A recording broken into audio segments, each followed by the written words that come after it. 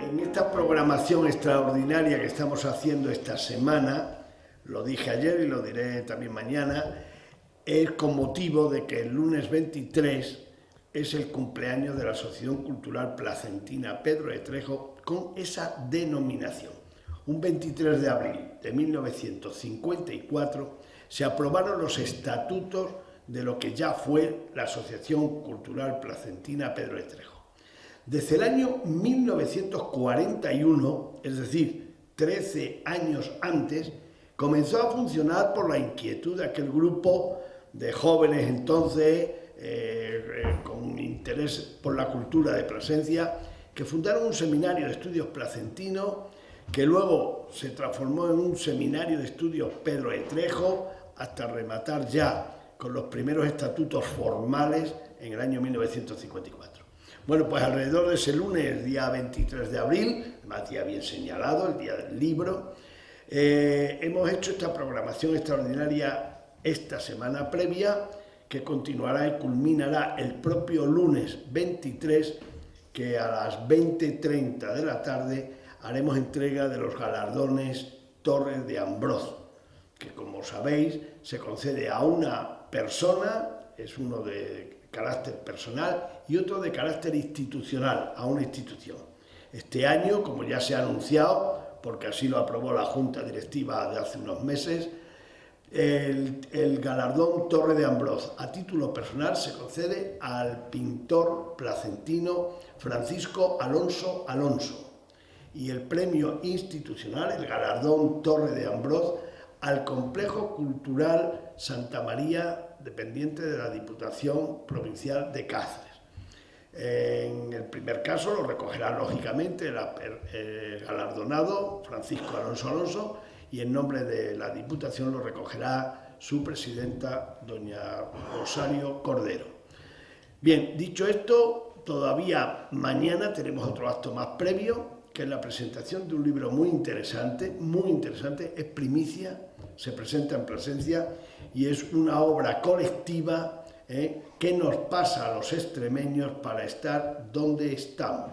Una serie de artículos reflexivos sobre la situación de Extremadura en estos momentos por una inquietud del Club Senior de Extremadura, de manera que es un tema muy interesante también. Y hoy, como no, agradecer a la joven profesora de arte, Rocío García Rodríguez, que se haya ofrecido a formar parte de esta programación extraordinaria, con un tema muy interesante también, porque va a hablar de un extremeño, yo creo que menos conocido de lo que la gente se imagina, y en la faceta que ella misma nos va a presentar. En nombre de Pedro de Trejo, de su junta directiva, de sus socios, te agradecemos mucho el ofrecimiento y te agradecemos mucho la exposición, que sé y me consta que va a ser muy interesante.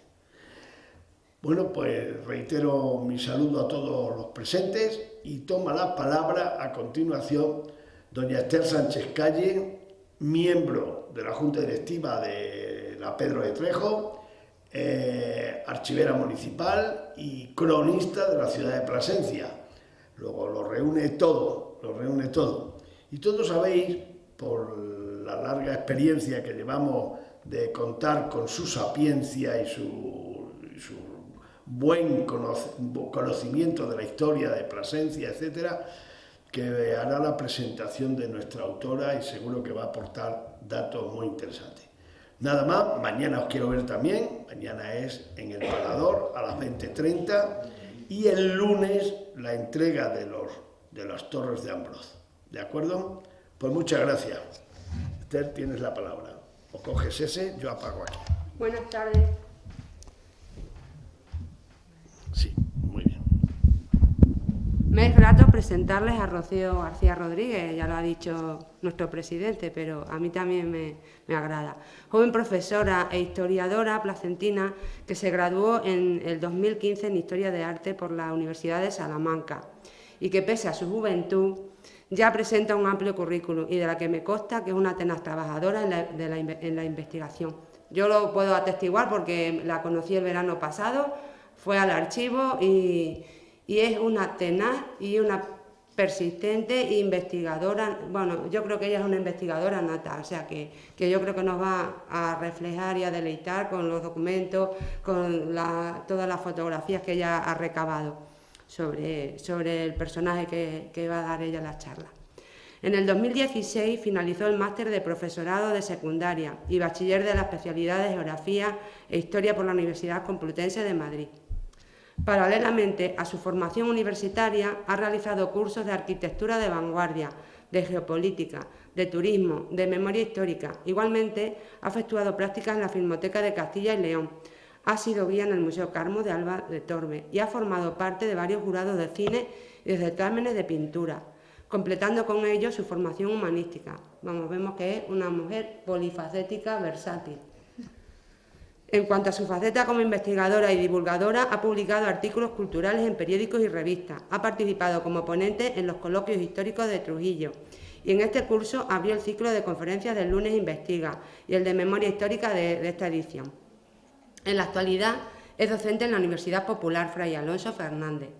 Su conferencia, Un patrocinador extremeño de las artes en el siglo de las luces, versará sobre el extremeño Manuel de Godoy, personaje controvertido sobre el cual la historiografía ha ido variando las connotaciones sumamente negativas que se tenía de él y sobre todo de su legado histórico, hacia una posición más ponderada y probablemente más justa. Pues entre ellos el catedrático Carlos Seco Serrano o el catedrático Emilio Laparra son los que han actualizado y han puesto ya lo habían hecho. Por ejemplo, Larra en el siglo XIX había destruido un poco todas esas connotaciones tan peyorativas que se faragó, sobre todo después con Fernando VII. Toda la camarilla de Fernando VII empezó a crear una leyenda negra, negrísima sobre él, que él intentó contrarrestar a través de sus memorias. Y uno de los que apoyó esas memorias, digamos, y que eso salió pronto en defensa de él, fue Larra. Pero esas cuestiones, o Blanco Guay, pero parece ser que eso, la historiografía lo iba soslayando. Y ya simplemente, pues hoy la profesora Rocío García nos desvelará otro de sus aspectos no tan conocidos como mecenas artísticos.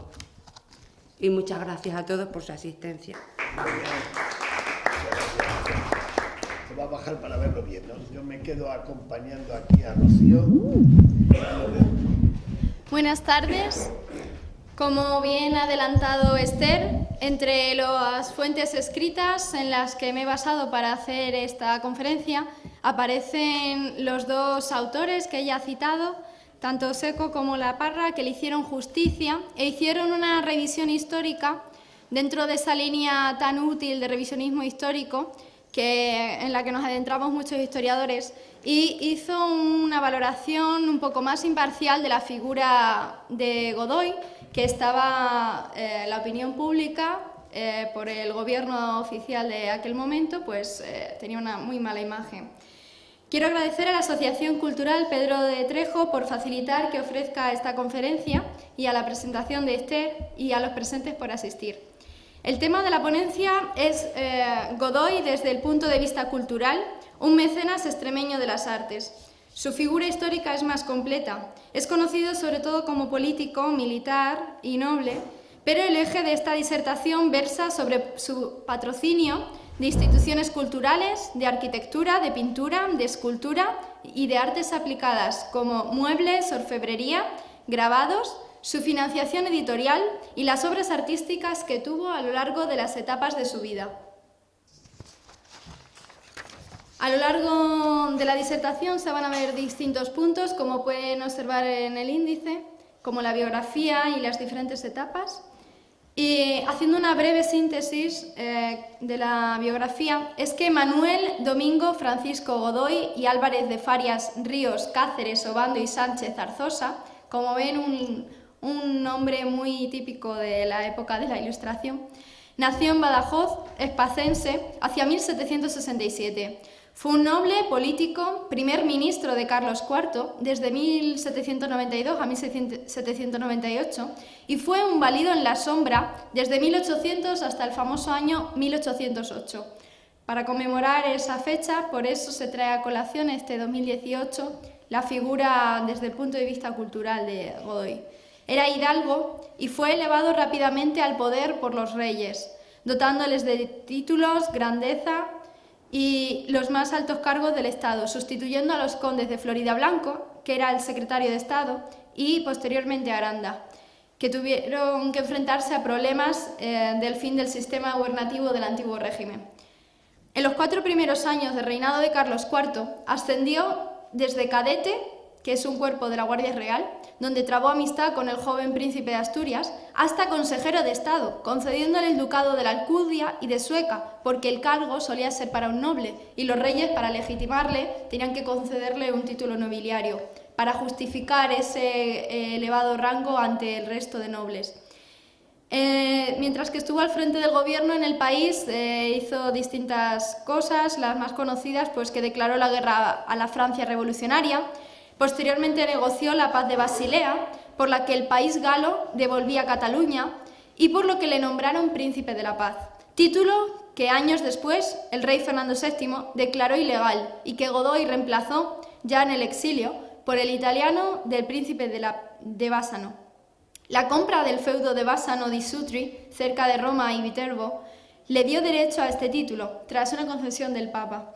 Al mando del gobierno no pudo evitar la decapitación de los reyes franceses. Las derrotas de Trafalgar y San Vicente y la mala administración económica provocaron su dimisión en 1798.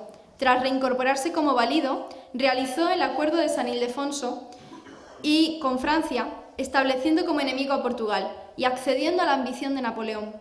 Venció a Portugal en la Guerra de las Naranjas e incorporó la fronteriza Olivenza, el municipio extremeño. Suscribió el Tratado de Fontainebleau en 1807, permitiendo la entrada de tropas francesas en España, supuestamente de camino para Portugal, aprovechando los galos para invadir España al siguiente año, en 1808. Con ellos se trajo la Guerra de la Independencia desde 1808 a 1812 y pocos meses después de la caída de Carlos IV con Godoy a causa del motín de Aranjuez.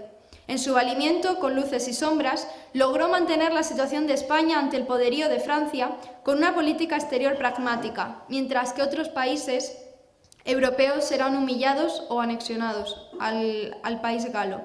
Internamente intentó un programa reformista ilustrado, disminuyó privilegios a la nobleza, redujo el poder de la Inquisición, saneó las órdenes religiosas, puso cargas fiscales al clero y desamortizó tierras a eclesiásticos y terratenientes. Con su primera esposa, María Teresa de Borbón, tuvo una hija, Carlota, y con su segunda mujer, Josefa Tudó, tuvo 2 hijos, de los cuales solo uno sobrevivió a la infancia, Manuel. Vivió en el exilio la mitad de su vida, primero en el sur de Francia, luego en Roma y finalmente en París, donde escribió su autobiografía, como bien ha adelantado Esther, para rehabilitar su imagen pública. Además, realizó una labor científica y cultural antes y después del exilio, que es en lo que se centra esta disertación. Godoy es uno de los personajes más vilipendiados de la historia de España y son frecuentes inexactitudes biográficas, como que nació en Castuera, un municipio de Badajoz. Como gobernante se le atribuyen decisiones ajenas a él. Hay estudios rehabilitadores desde su 150 aniversario de su muerte. En la ciudad de Badajoz actualmente podéis observar un monumento, una escultura broncínea en la Plaza Minayo. Etapa en Badajoz, de 1767 al 84, bajo el reinado de Carlos III. En el siglo XVI, sus antepasados eran electores por el Estado Noble y se dispersó el apellido Godoy por la comarca de La Serena, cuya principal actividad era la ganadería lanar. En el posterior siglo XVII, sus antecesores eran los alcaldes de Castuera, aquí podemos ver una imagen de la casa solariega de este pueblo, perteneciente, Castuera, a la zona de la Orden de Alcántara, y entroncaron por bodas con los Cáceres, Blázquez y los Obando, familias muy importantes extremeñas. En la primera mitad del siguiente siglo XVIII ya eran una familia hidalga. Y ya llegando a la época de Godoy, nos encontramos con que su abuelo paterno tenía esta casa solariega en Castuera, que es un pueblo de la comarca de La Serena, y en la fachada figura el blasón de los Godoy.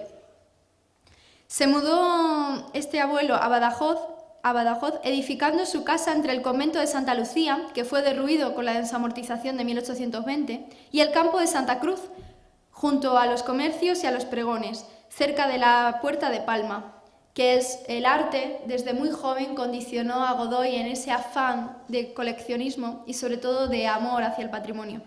En la fachada de esta casa de Badajoz hay un escudo pétreo cuartelado con los 4 apellidos más inmediato a Manuel Godoy. Su padre nació en esa casa pacense y fue coronel del ejército. Luego de ahí le viene la tradición militar castrense.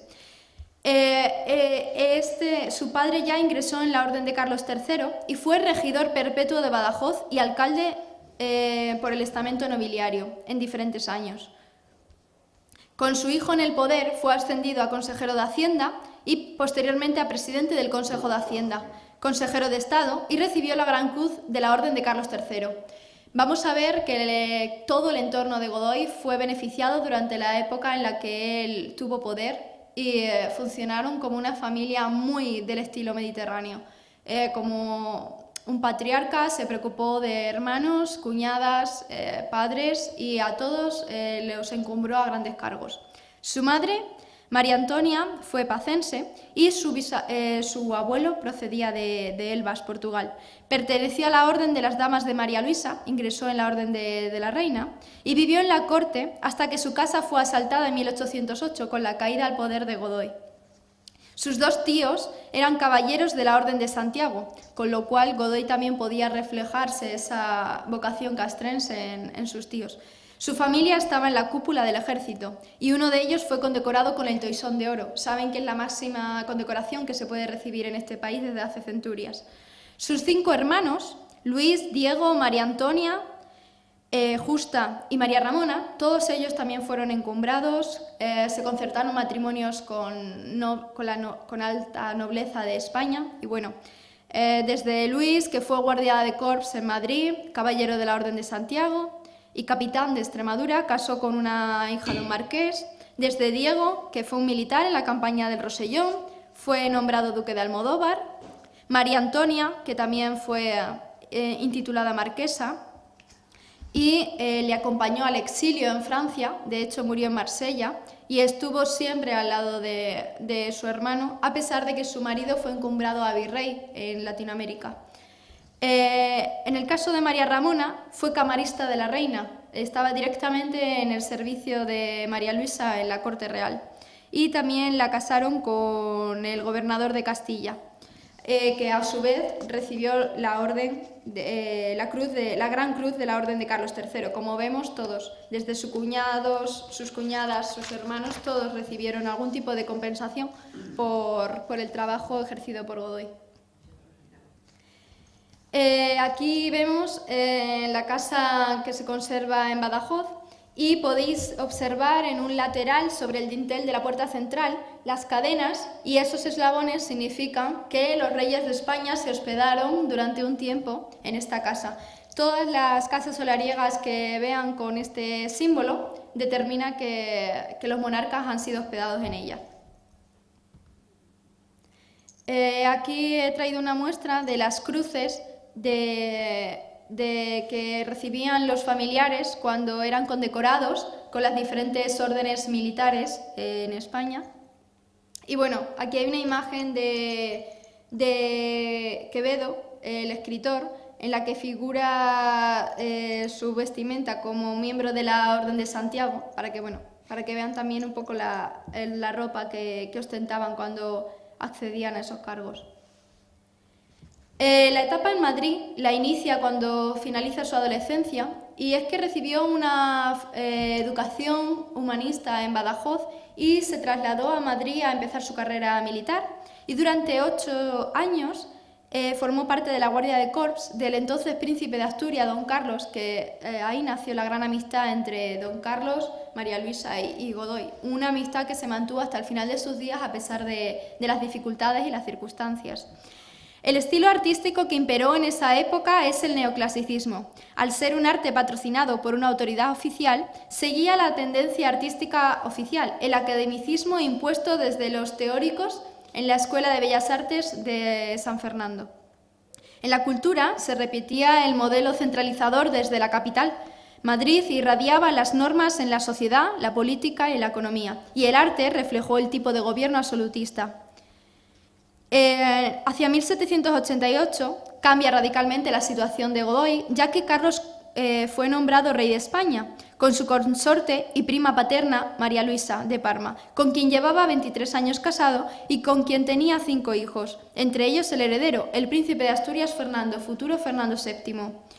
Así que, viendo este favorecedor cambio en sus vidas, Godoy empezó a encargar obras y ahí empezó su colección. En 1790 encargó un grabado de su ex libris figurando su heráldica y este aguafuerte de Carmona, su autor, lo utilizó para marcar los centenares de libros de su biblioteca y las publicaciones que él patrocinaba. En la década de los 90 recibió distinciones como ser caballero de la Orden de Toisón de Oro, por la que recibió una cruz de diamantes con una Inmaculada Concepción en el centro, que podemos ver en esta imagen. Por la Orden del Toisón de Oro, evidentemente recibe ese gran collar con eslabones, con el vellocino de oro en el centro, y la consiguiente es la de la medalla con la Purísima, que se recibe cuando alguien es intitulado como caballero de la Orden de Carlos III. Y la posterior medalla pertenece a la Orden de Cristo, y es que en muy pocos años ascendió tanto en la carrera castrense que recibió todo tipo de ascensos, o sea, de condecoraciones. Fue nombrado protector de las ciencias y las artes, por lo que impulsó la Real Academia de Nobles Artes de San Fernando, creada ya bajo el reinado de Fernando VI, y de los Reales Institutos de Historia Natural, situados originalmente en el edificio que actualmente conocen como el Museo del Prado, y el Jardín Botánicos. Financió el laboratorio químico que vemos en esta imagen, mostrando su reforma ilustrada, asentando los avances culturales en España. Encargó al gran arquitecto Juan de Villanueva, el mejor que había en esa época en Madrid, el Observatorio Astrológico en el Cerrillo de San Blas, en un extremo del Parque del Retiro. Lo dotó de libros, instrumentos, como el telescopio que encargó al anglo-germano William Herschel, astrónomo de tradición familiar. La Revolución Francesa destruyó el inmueble y su contenido, pero lo que se muestra hoy es una réplica y es un gran avance científico que en Madrid pudiéramos tener este instrumento. Además, donó lentes de un telescopio al observatorio, pero tras su caída del poder se precintaron estos obsequios y durante el posterior reinado de su enemigo declarado Fernando VII, hasta 1904, según Juan de la Cueva, el ministro de Instrucción Pública, estuvieron sellados y precintados las lentes y el instrumental científico que había donado Godoy. Era tanta la mala fama que tenía Manuel Godoy que incluso los presentes con carácter cultural y divulgativo y de investigación se los dejaban en un cajón, estaban completamente denostados, incluso sus pertenencias, aunque eso perjudicara al avance científico del país. Godoy también distinguió al ilustrado Agustín Betancourt, que vino a Madrid desde Inglaterra y vivió en la capital hasta 1807, siendo jefe del Real Gabinete de Máquinas junto con Thomas Baird. Él se encargó de traer a los máximos científicos europeos para que desarrollaran su carrera profesional en la capital. Siempre se enfatiza el papel de Godoy como político y sus acciones más o menos acertadas, pero desde luego tuvo una preocupación sincera e ilustrada por el avance y el reformismo y sobre todo la modernización del país. En 1793, ya en esta ocasión, aparece su ex libris grabado por Tejeda en un libro de Paret y junto a su escudo aparecen figuras alegóricas y actualmente pueden consultar este escrito en la Biblioteca Nacional. Los altos cargos políticos serán ejercidos por la alta nobleza, así que los reyes, para legitimar a Godoy en su puesto, le cedieron el título de duque de la Alcudia. La imagen del poder, el poder de la imagen, cómo a través del arte y de la distinción aristócrata se puede legitimar la labor política, científica y cultural de un hombre. En aquella época estamos todavía en un periodo bisagra entre el antiguo régimen y la definitiva edad contemporánea, y es que todavía quedaban en este país resquicios de que el talento de un hombre valía según el origen familiar y la ascendencia noble, más allá de sus actuaciones reales, de la ejecución de sus planteamientos. La historia le responsabilizó de la persecución de Floridablanca y Aranda, pero se conservan epístolas del primero agradeciendo su actitud a Godoy. Aranda fue desterrado en Granada por el rey, no por Godoy. Con Jovellanos hay correspondencia afectuosa pidiéndole informes sobre atrasos en el país y mejoras, aunque al final no se entendieron políticamente, pero es incierto que Jovellanos y él tuvieran una enemistad declarada, como aún se reseña en algunas publicaciones del siglo XXI. Juntos fundaron el Instituto Modélico de Gijón. Además, otra de las actuaciones de Godoy es que autorizó a los jesuitas desterrados a que retornasen al país para mejorar la enseñanza. Además, impulsó viajes naturalistas a América, siguiendo un poco la estela de los obispos placentinos, que ya empezaron allá por finales del siglo XVI a financiar expediciones a Latinoamérica con el propósito de conocer más la naturaleza, la fauna y flora y sobre todo también la etnografía y la antropología del sur de América. Como fue secretario de Estado, se trasladó de su casona madrileña a este palacio llamado Grimaldi, edificado unas décadas antes, hacia 1750, para que fuera residencia de los secretarios de Estado, y se encuentra frente al extremo del Jardín Sabatini. Ya saben que es parte del Palacio de Oriente o Palacio Real de Madrid. Lo redecoró con obras de arte, entre ellas obras de Goya, exprofeso para este palacio. Según los documentos, contrató al restaurador real y a un pintor de cámara y a otros asistentes para que visitaran colecciones civiles y eclesiásticas, comprando obras o confiscando a veces a la fuerza obras que tenían realmente mucho interés. Hacia 1793 envió cartas al gobierno revolucionario que destronó al rey Borbón Luis XVI en Francia, y es que este monarca era primo de la reina, intentando evitar su ejecución pública y la de su consorte Habsburgo. Las monarquías del despotismo ilustrado del occidente europeo temían que se extendiese la Revolución Francesa y acabase con el sistema político del antiguo régimen. Hubo una guerra anglo-hispana lusa, la primera coalición, contra la Primera República Francesa, llamada la Guerra del Rosellón, también llamada la Guerra de los Pirineos o la Guerra de la Convención. Finalmente, el resultado fue la victoria francesa, por la que se firmó la Paz de Basilea. España dio a Francia una parte de la isla La Española, en concreto Haití, que era la zona más rica en aquella época, y la otra mitad, como saben, es la República Dominicana, que fue más pobre hasta que Haití se independizó y se ha revertido la situación, ha basculado al orden inverso. Actualmente Haití es más pobre. Ya un año después, el escultor Juan Adán moldeó un busto blanco del extremeño, hoy conservado en la Real Academia de Bellas Artes de San Fernando, y el catalán Tejeda realizó un grabado de Godoy presentando un libro a los reyes, que hoy pueden ver en la Biblioteca Nacional de Madrid. Estas obras de arte hablan del interés que tenía Godoy no solamente por modernizar a las clases bajas y media del país, sino también la corte real, cómo le está presentando ediciones de libros clásicos a los monarcas, porque bueno, no siempre los monarcas disfrutaban de una educación elevada.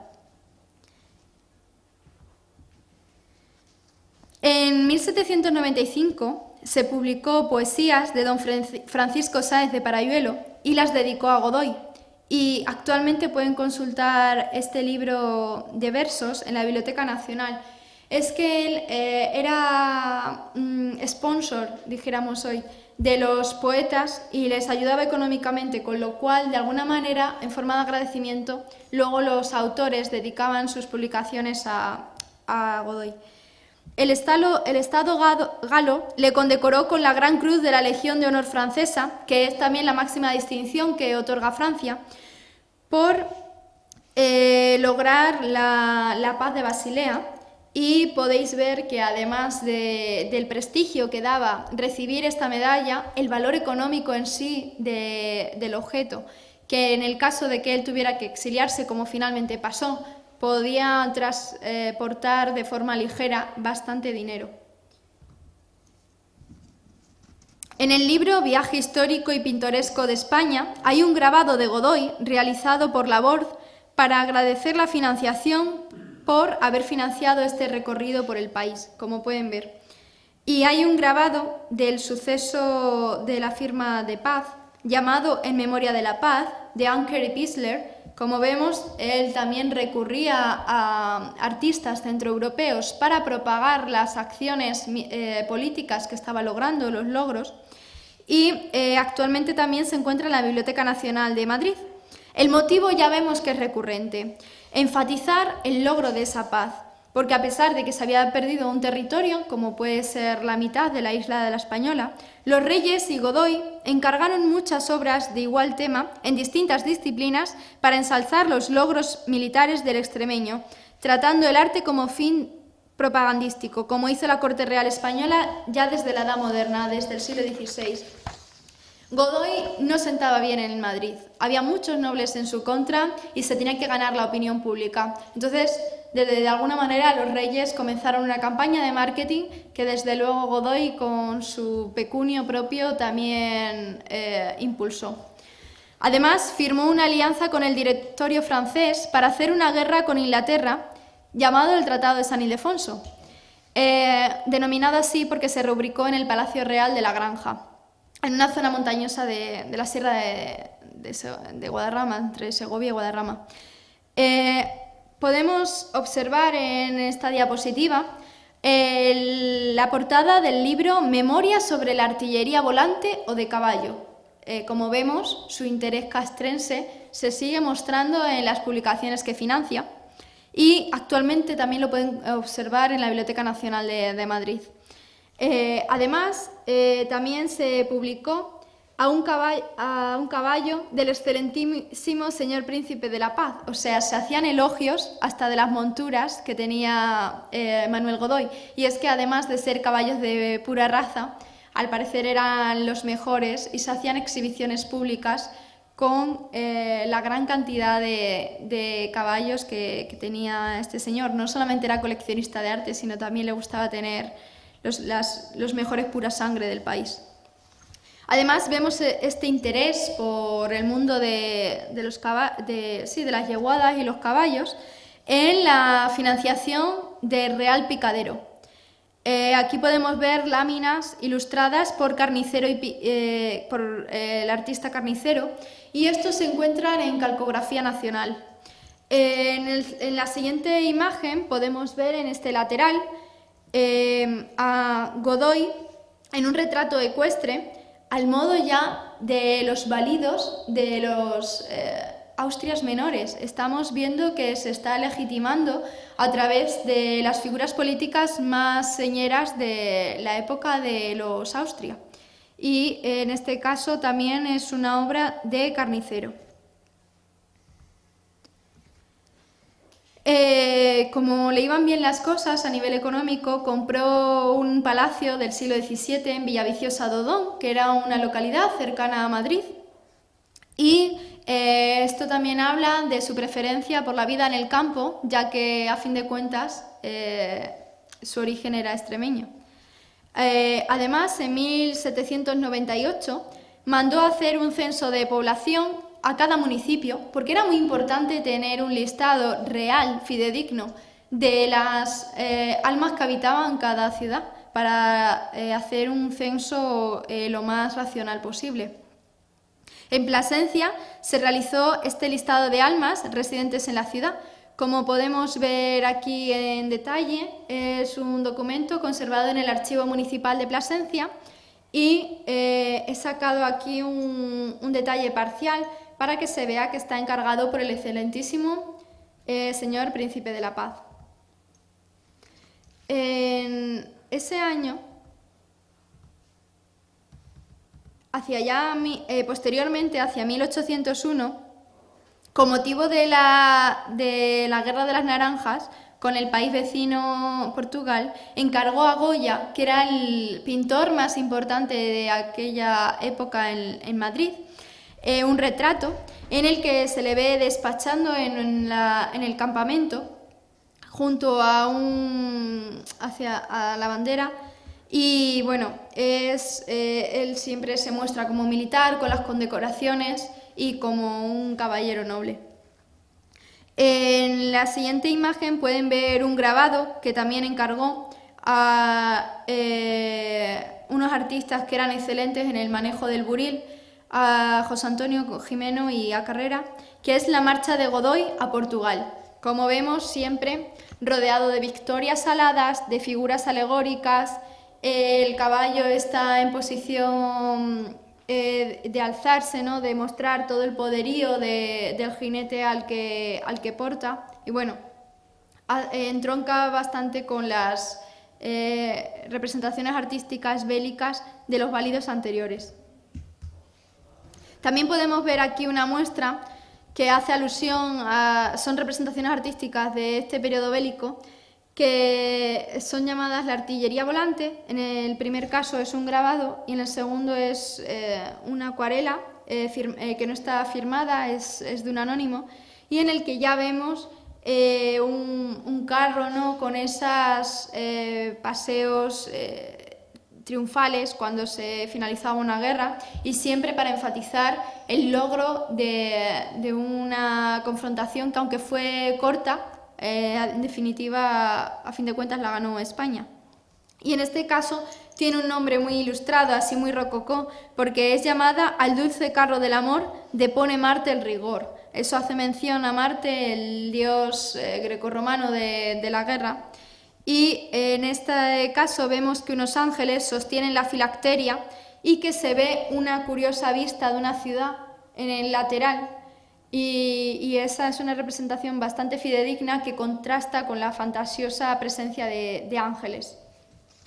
En 1801 se produce un viaje de los monarcas a Extremadura y hay un documento redactado en Plasencia alusivo al Príncipe de la Paz, la relación de gastos de los reyes en su viaje a Badajoz. El listado de cuentas alude a los gastos de los monarcas a su paso por la diócesis de Placentina. Desde el besamanos en Navalmoral, que costó 11.000 reales, con el visto bueno del regidor de Plasencia, y detalla lo pagado por suministros y transporte, como la carne, huevos, los caballos. Llama la atención la adquisición de 2 barajas de cartas, ya que de alguna manera se tenía que entretener el séquito. Y lo que he sacado aquí en detalle, lo que está señalado en rojo, refleja la compra de 11 arrobas de nieve para hacer refrescos en Plasencia.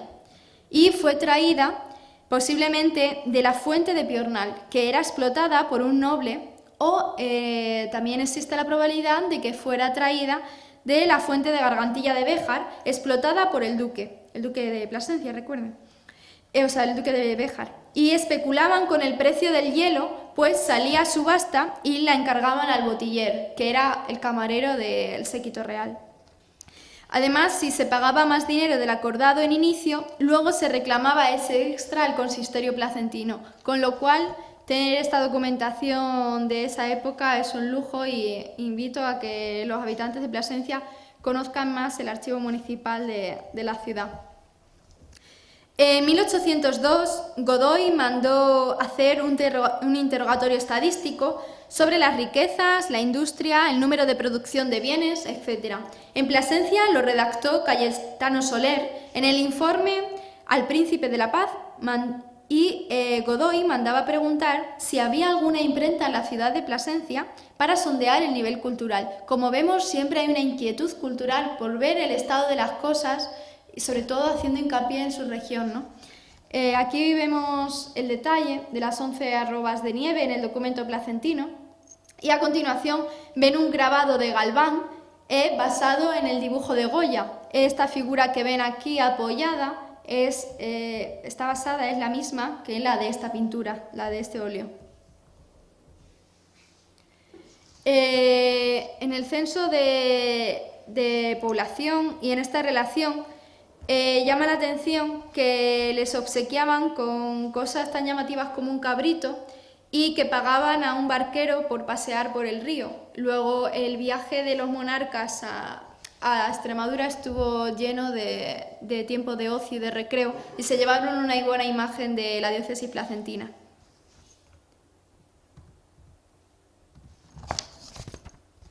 En este caso podemos ver una obra muy llamativa, ya que es una serenata, es una pieza musical dedicada a Godoy y se llama El triunfo de Venus. Además, en la siguiente imagen podemos ver el Templo del Buen Gusto o breve descripción de la biblioteca de Godoy. Y es que hicieron una publicación exclusivamente para el catálogo de la librería de Godoy. Y es que su biblioteca alcanzó el 1.000.000 de libros. Entonces, bueno, denominaron el catálogo como el Templo del Buen Gusto. Y desde luego debió ser una biblioteca envidiable para la época. En esta imagen podemos observar un detalle del relieve, el triunfo del emperador. Es un bajorrelieve que está sentado en uno de los palcos que da acceso a la escalinata principal del Palacio Grimaldi, que posteriormente se llamó Palacio Godoy, por la importancia en la redecoración y la actualización de este palacio en época ilustrada. Godoy hizo tanto dentro de este inmueble que al final adquirió su nombre. Vemos el interés que tiene por el mundo grecolatino y cómo en un alarde de comparación ya se asemeja a los emperadores romanos. Quiere hacer una especie de ara pacis y un triunfo, ¿no? Él se considera un militar excelente, ha ganado batallas, ha ganado guerras y quiere hacer una comparativa con los grandes emperadores romanos y sobre todo con los que tienen origen en Extremadura, como puede ser Trajano. Como siempre, busca una legitimización y una reiteración de explicar el porqué en su puesto. Era continuamente vilipendiado por los nobles, por la antigua nobleza asentada en Madrid, y es que no estaban acostumbrados a que gente joven y llegadas de la profunda Castilla, en este caso Extremadura, alcanzaran tanto poder en tan poco tiempo. Aquí vemos un grabado muy interesante del insigne Goya, del magnífico Goya, que no solamente es un maestro en la pintura, sino que también fue un artista en el grabado. Y en este caso, la titula era muy irónico y hacía unas críticas de forma incisiva, y en este caso la llama Tal para cual. Se pueden ver varias interpretaciones, pero la más extendida es que es la duquesa de Alba, de aquella época, María Teresa de Álvarez y Toledo, y Manuel Godoy, ya que eran muy fundados los rumores de que mantuvieron una estrecha relación amorosa y comparaban la ambición y el gusto de esta mujer por las obras artísticas con la ambición política y de poder de Manuel Godoy y también su amor y su apasionamiento por el coleccionismo de arte.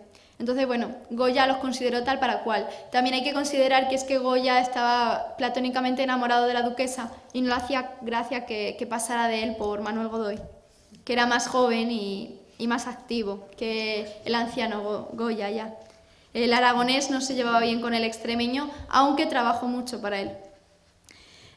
No tenía preferencia ni escrúpulos a la hora de quién pagaba sus obras, trabajaba para Godoy, aunque en algunos casos cuando Godoy descendió del poder, Goya, como era una persona muy ahorrativa, utilizó óleos que estaban ya retratados con Godoy, les quitó el rostro y puso a generales como Wellington o Nelson para reutilizar el material, y bueno, ya que había hecho un retrato ecuestre, ¿por qué no disfrazarlo con otro militar? Así que lo colocó de alguna otra manera en Londres. Sus marchantes de arte, desde luego, debían estar muy contentos de esa polifacética manera de trabajar. Pero sí, tenían así una relación tirante Goya y Godoy. Posteriormente adquirió una casa, la Quinta de Recreo del conde del Campo Alans, y es que, bueno, la vieja nobleza se iba quedando sin recursos y Godoy, como disfrutaba de tanta riqueza, adquirió esta casa de campo y también por el interés de su prometida, la prima hermana del rey. Aquí vemos un ejemplo muy curioso, que gracias a Dios se sigue conservando en Madrid, de su despacho. El mobiliario era de tan alta calidad, de unas maderas tan buenas, que se consideró óptimo que se siguiera conservando en una de las sedes del actual Ministerio de Defensa.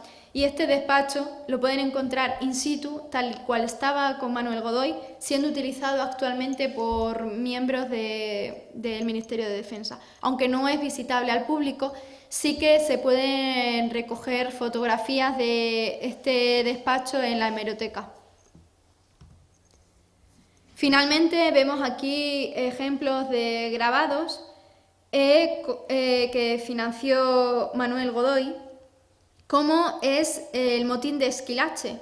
Él reflejó una revuelta popular que se hizo contra uno de sus antecesores, el ministro italiano Esquilache, y está recogido en el libro de Historia de la Villa y Corte de Madrid. Lo pueden observar actualmente en el Museo Municipal de Madrid.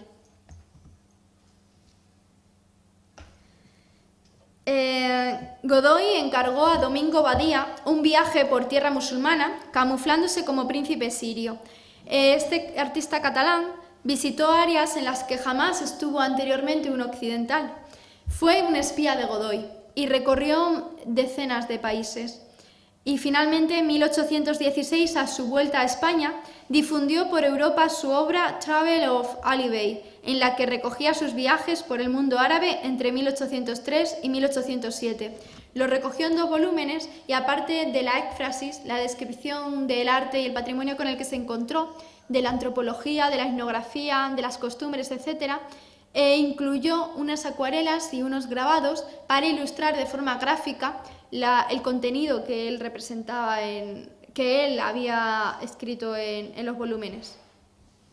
Como vemos, Godoy en ningún año de mandato dejó de lado sus actividades culturales.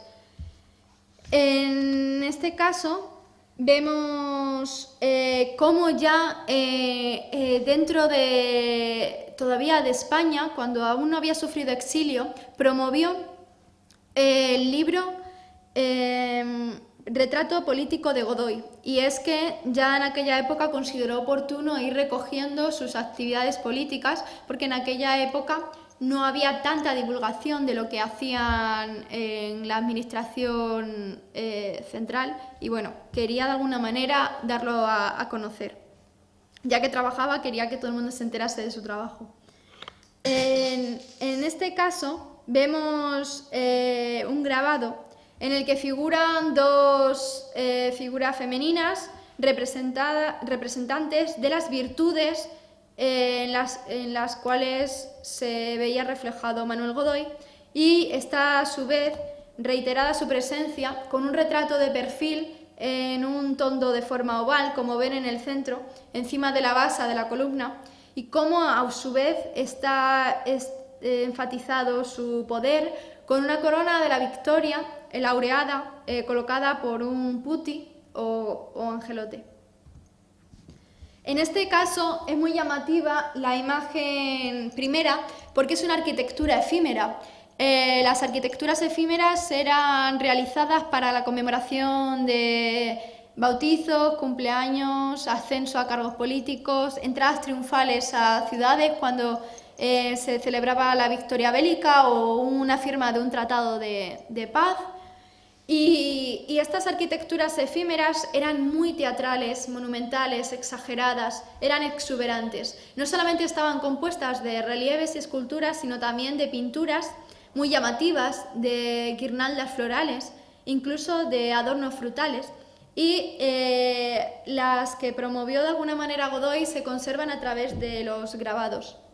Y como he adelantado anteriormente, también patrocinó el libro Viaje pintoresco, Historia de España, que fue muy importante y fue germen del posterior catálogo de España en el siglo posterior, y recogió grabados tan notables como pueden ser estos que reflejan. He hecho una selección y he traído algunos de Extremadura, y aquí pueden ver el templo de Diana en Mérida, la forma que tenía en ese siglo de conservarse, y cómo las casas habían aprovechado la estructura del templo romano y esas grandes columnas para reforzar la estructura de esas casas adheridas.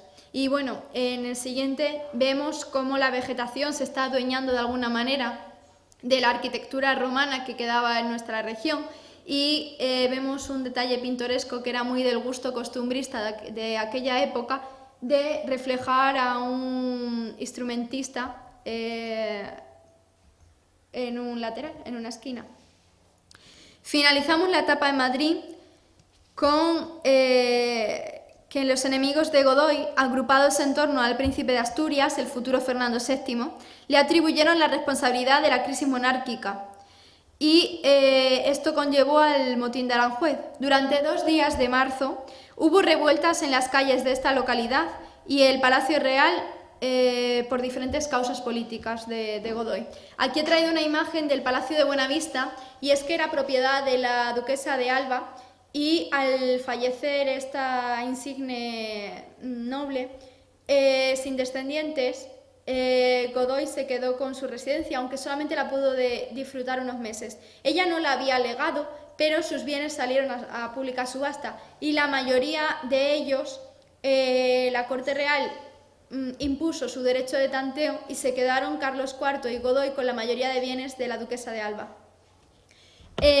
Posteriormente vemos un grabado que refleja la caída y prisión de Godoy, y en ella se ve parte de la plaza de Aranjuez y cómo la revuelta popular hizo que Godoy tuviera que esconderse durante 1 día y medio en un guardarropa, evitando a la muchedumbre porque le iban a pegar.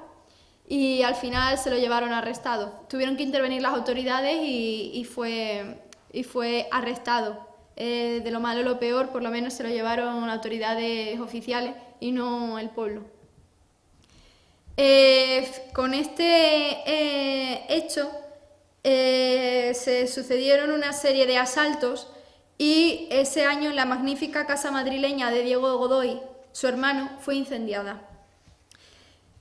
Acabando con esta fase, haciendo una síntesis de la colección de arte que había hecho hasta entonces, concluimos que poseía en 1808 1.100 pinturas, además de grabados enmarcados y en carpetas, dibujos, monedas, medallones, libros, objetos de historia natural, relojes de mesa, mobiliario, etc. Así que Carlos IV, para evitar el pillaje y destrucción de las obras de Godoy, emitió una real orden declarándolas propiedad real, tras ver las consecuencias del motín de Aranjuez. Ante esto, Godoy y la familia real, casi al completo, se exilió, y resulta que Godoy vivió en el extranjero desde los 41 hasta los 84 años, con una persecución política, sufriendo inseguridad personal y un pesimismo. Las causas fueron sus errores en el cargo ejercido, la causa criminal abierta contra él, a instancias de Fernando VII, y el rechazo del pueblo. En marzo de 1808, tras el motín de Aranjuez, Carlos IV emitió un bando incautando los bienes de Godoy para la corona, por 2 causas: a instancias de su hijo, porque lo obligó, y por evitar la destrucción. Entre los bienes catalogados se encontraban fincas urbanas, rústicas, dinero, joyas, acciones, también empezaban con el tema de las acciones, el arte y todo lo que pudieron hallar en sus casas. Evidentemente Godoy sacó lo que pudo del país antes de todo esto. La causa criminal en los juzgados nunca se emitió una sentencia por la interrupción de la Guerra de la Independencia, pero aunque no fue condenado, secuestraron sus posesiones durante décadas. Estuvo unas semanas en Bayona, donde se firmó la abdicación de Carlos IV en favor de Bonaparte, y posteriormente esa corte de 200 exiliados, entre ellos los hijos menores de los reyes, la hija de Godoy, Pepita Tudó, su amante, y sus hermanas, las hermanas de su amante y los hijos que había tenido con Pepita Tudó, todos ellos se trasladaron al Palacio de Fontainebleau, donde Godoy observó el arte barroco y rococó francés, con lo cual se cultivó artísticamente a pesar de las circunstancias negativas de este exilio forzoso. Godoy fue el encargado de encontrar una residencia adecuada para la corte. Se trasladaron a la residencia imperial de Compiègne, pero el emperador Napoleón no consideró oportuno que se siguieran quedando en su hogar, así que se mudaron a Marsella, alojándose 3 años y medio. Y el rey compró una propiedad rural, una bastide, donde en la zona de Mazargues, donde realizaba caza con Godoy. Napoleón vio inconveniente la cercanía de Marsella, que era una ciudad costera, con la frontera hispana, en un contexto de guerra de independencia española, y ordenó el traslado de toda la corte a Roma.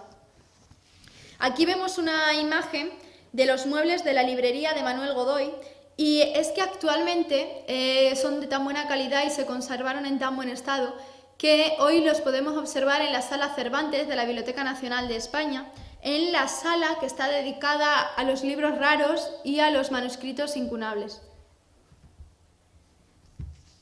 En esta etapa italiana residieron en Roma, en la capital, y Godoy quiso pasar dinero de España y arte a Francia y a Italia mediante banqueros italianos, pero los espías de Fernando VII lo evitaron. Fernando VII fue apoyado por Europa por el equilibrio entre países surgido por el Congreso de Viena, así que Godoy no tenía esperanzas de retornar a España. La corte exiliada se asentó en Roma y la familia real vivió en el Palacio Barberini, y Godoy vivió en una residencia propia porque Fernando VII y sus políticos aconsejaron esa separación. Así que adquirió el Palacio Stefanoi en la Vía Capitellini, y en las afueras tenía una casa de campo, Villa Mattei. Como veis, a pesar de las circunstancias, no perdía sus gustos por tener un palacio en el centro de la urbe y otra casa de campo donde pasar tiempos de recreo y ocio. En 1818 intentó obtener la nacionalidad austriaca para trabajar en el Véneto y comprar bienes allí, pero Fernando VII lo evitó. Vemos cómo la inquina persistía a pesar de que Manuel Godoy ya había dejado el país. Fernando VII nunca dejó de perseguirle de alguna manera. Se conserva una epístola de Pepita, su amante y posteriormente su segunda esposa, a su familia declarando que si no conseguía administrar los bienes de Godoy, la abandonaría, mudándose a Francia o Suiza. Carlos IV intentó separarlos y uno de los hijos de Godoy y Pepita, Luis, falleció en aquella época. En 1819 murieron los reyes depuestos y empeoró la economía y el ánimo de Godoy. En 1821 su hija mayor, Carlota, se casó con un príncipe italiano, que era un militar, Camillo Ruspoli, y Fernando VII autorizó esta boda, porque era un primo suyo, tenía que autorizar la boda. Además de primo del novio, también de alguna manera era primo lejano de la novia. Ellos dos tuvieron 2 hijos y a pesar de esto empeoró la relación de Carlota con Godoy. Padre e hija no se llevaron muy bien. En 1828 murió su primera esposa, la condesa de Chinchón, que con el exilio de Godoy decidió separarse y ella se quedó viviendo en Sevilla junto a su hermano. Aquel matrimonio fue tortuoso, fue una boda de conveniencia y la pobre condesa de Chinchón sufrió desde humillaciones públicas por las amantes notorias de Godoy hasta la humillación de casarse con alguien que estaba por debajo de ella en nobleza. Y además sí que podían haber llegado a un acuerdo porque tenían ambos una pasión por el coleccionismo de arte y porque eran de la misma edad, pero nunca llegaron a un buen entendimiento. Al morirse esta señora, Godoy mandó llamar a Pepita Tudó, que vivía por libre su amante en París, y los mandó traer al Palacio Stefanoi a Roma y se casaron. Por fin él hizo las cosas como quería haberlas hecho desde hacía varias décadas y se casó con su amante, que fue su segunda esposa y a quien él realmente quería desde joven. De hecho, hay muchas teorías que declaran que la maja desnuda y la maja vestida del autor de la pintura Goya era en realidad un retrato de Pepita Tudó, de Josefa Tudó. Godoy en 1829 obtuvo la ciudadanía romana y compró el feudo de Bássano, del que fue príncipe, y así se libraba de la amenaza del proceso en España, pues ya no era súbdito español. Viendo que la economía empezaba a descender, se mudó a un palacio muchísimo más austero, que era el Palacio Caiati, situado en el Corso número 225 en Roma, que posteriormente también fue llamado Palacio Godoy, como pueden ver en la imagen postrera. La Villa Mattei o Calimontana, en Monticello, en Roma, era propiedad de Godoy desde 1813, y este inmueble es muy curioso porque, además de tener dueños históricos muy importantes, ilustres propietarios de este inmueble, había excavaciones arqueológicas alrededor. Así que Godoy disfrutó mucho porque fue testigo del desenterramiento de esculturas romanas, de monedas, de numismática, y se hizo retratar por uno de los mejores pintores de la época, por Rafael Mengs, como un caballero arqueólogo. Y es un retrato muy curioso que podía haber traído, pero que ya se ve un Godoy mucho más maduro, más adulto, más avejentado, ¿no? Pasaban los años. En este caso veis en la imagen un grabado, que es una vista de la Acrópolis griego en la ciudad de Atenas, la capital de Grecia, y es que seguía sintiendo una inquietud cultural y en la manera de sus reducidas posibilidades económicas seguía financiando viajes a artistas para que reflejaran en sus obras las obras de arte que él no podía visitar. En Roma, a lo largo de estas décadas, hizo una segunda colección pictórica que en el caso de la comparativa, la verdad que sale perdiendo. En el caso de la colección española fueron 1100 pinturas y en el caso de la colección italiana solamente fueron 300 obras, pero aún así está bastante bien el número de pinturas que fue capaz de amalgamar. De hecho, en Roma logró readquirir la recompra de obras que le habían incautado en España, pero como los franceses tenían mucho gusto por lo ajeno, cuando fue la Guerra de la Independencia Española se llevaron a Londres y a París obras de Godoy, y Godoy, a través de marchantes de arte, pudo recuperar parte de sus pinturas más queridas. La fase parisina, la última, en Francia, vivió entre 1832 y 1851, cuando ya en España reinaba Isabel II. Pepita insistió en mudarse a París y compraron 2 inmuebles y una refinería de azúcar. Este negocio fue mal y no se integraron en la sociedad parisina porque el coste de vida era más alto, entonces perdieron economía. Así que se vio obligado en 1835 a vender obras para pagar los préstamos. Tudó fue a Madrid a levantar el secuestro de los bienes de su marido, que también estaba reclamando la hija del primer matrimonio, Carlota.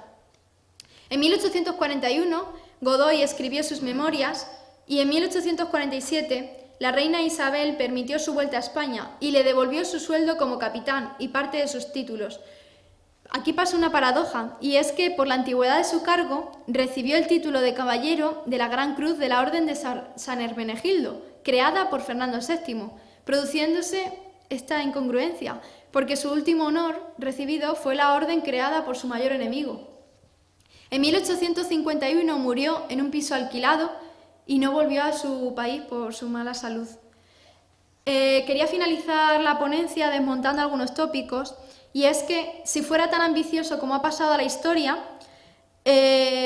no habría antepuesto sus relaciones personales a la conveniencia material o política. Además, ha trascendido que humillaba a su esposa legal de la familia real, pero él intentó la nulidad matrimonial, pero Carlos IV no le ayudó con el Papa, obstaculizó esta separación legal. En estas imágenes podemos ver la tumba de Godoy en París. En el centro podemos ver la tumba de su segunda esposa, Pepita Tudó, y finalmente el gran mausoleo y suntuoso, claramente reflejo de la familia real a la que pertenecía, de la condesa de Chinchón, Teresa de Borbón y Villábriga, y en definitiva es que era realmente de Pedrigui esta señora. Fue retratada por Goya desde que apenas tenía 3 años y de hecho podía haber sido princesa o infanta de España.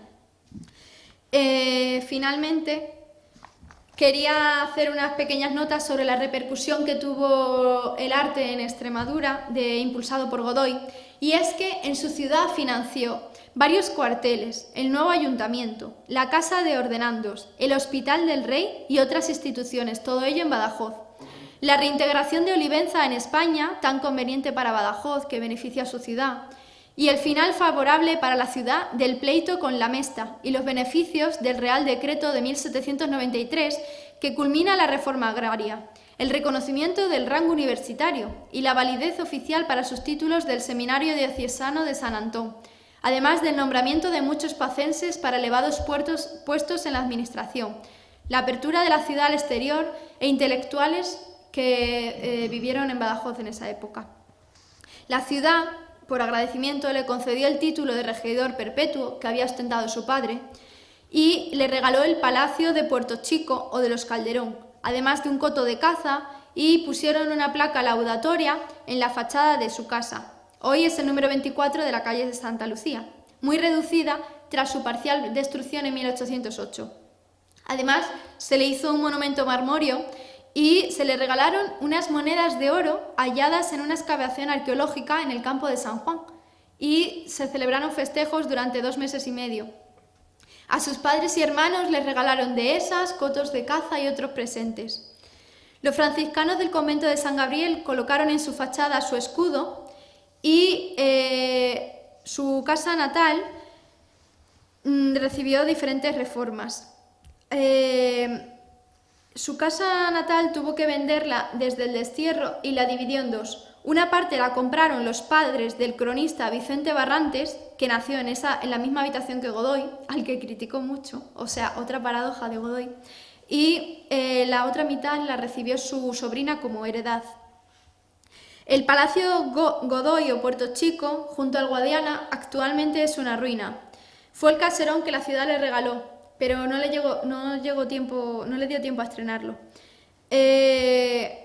Fue utilizado posteriormente como almacén y cuartel desde la caída del poder de Godoy en 1808. En Extremadura también legisló para solventar el llamado hambre de tierras, que era un problema económico-social. Había mucha mano de obra sin propiedad de terrenos. Dictó leyes contra el contrabando provocado por los desiguales repartos de tierra. Aumentó la vigilancia en la frontera lusa, creando las milicias urbanas, y granjeó el descontento de la clase humilde de la región. Como a Mendizábal, que era un político reformista anterior, la Iglesia no le perdonó la enajenación de parte de sus bienes, aunque fuera para rescatar las arcas de la católica monarquía. Y las autoridades locales cometieron una irregularidad al confiscar las tierras de Godoy antes de la instrucción de su causa en la audiencia. Le quitaron fincas en Castuera, en Cabeza de Buey, en Malpartida, en Monterrubio, en Quintana, en Zalamea. Incluso tuvo parte de la dehesa real. Concluyendo, su rápida acumulación de poder, luego de riqueza y arte, algunos contemporáneos y posteriormente algunos historiadores lo explican por su relación inconfesable con la reina. Incluso se ha llegado a escribir que los 2 hijos menores de la reina, como Francisco de Paula, no eran del monarca, sino de Godoy.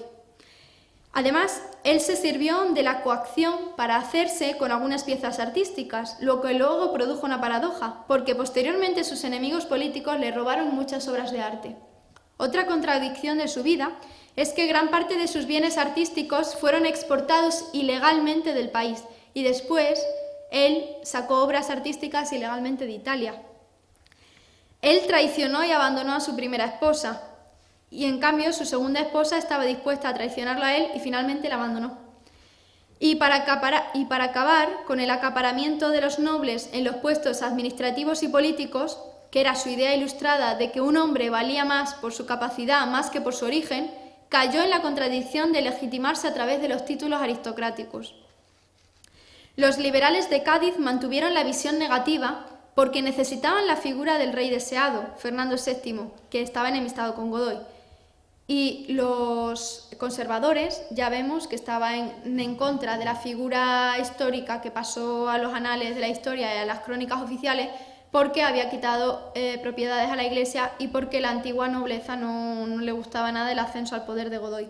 Así que los historiadores y periodistas no olvidaron sus iniciativas contra los privilegios de los nobles. Muchos políticos españoles de la edad contemporánea trabajaron obsesivamente en asuntos públicos y luego fueron perseguidos por sus sucesores culpándoles de los males de la patria. Y bueno, quería simplemente agradecer su atención durante esta hora y señalar que para hacer este trabajo se han utilizado una decena de fuentes escritas y 2 recursos web. Muchas gracias.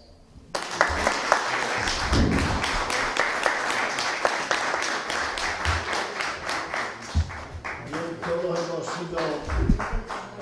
hemos sido testigos a lo largo de esta hora y 5 minutos de la exhaustiva, fundamentada exposición que nos ha dado y el perfil que ha hecho de Manuel Godoy, que ha demostrado que también fue una vida bien intensa y bien llena de acontecimientos. Yo te felicito, Rocío, porque nos has hecho una gran ilustración, efectivamente, de un controvertido extremeño, pero que después de haberte oído esta hora y pico, argumentadísima, repito, sobre datos, imágenes, etcétera, se ve que eres una persona con una didáctica magnífica, y agradecerte en nombre de Eloy Trejo, aquí nos tienes.